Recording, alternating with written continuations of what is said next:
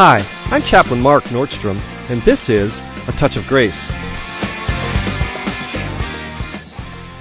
In the Bible, we read that for several years, David had been forced to live in confined places while he fled from Saul. More than once, he fled to a cave to save his life. Then God brought him out of the caves and out of confinement into a large place. He also brought me out into a broad place. He delivered me because he delighted in me, David said. You know, David was a man after God's own heart, and God delighted in him. We often talk about our delighting in the Lord. Delight yourself also in the Lord, and He will give you the desires of your heart. That's important to do, but what about God's delighting in us? As parents, we enjoy delighting in our children, and in a similar way, God wants to delight in us.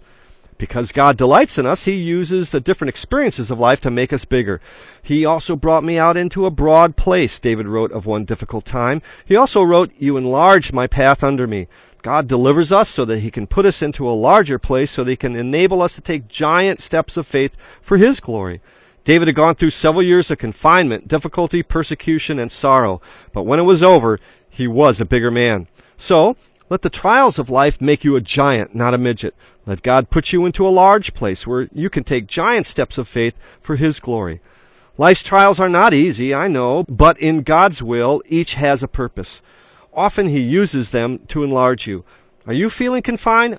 Be encouraged that God delights in delivering you from confinement. Difficult times build your faith if you let Him use them for His glory. I'm Chaplain Mark Nordstrom, bringing you A Touch of Grace. The way to give love is how you live love. This is what I'm doing.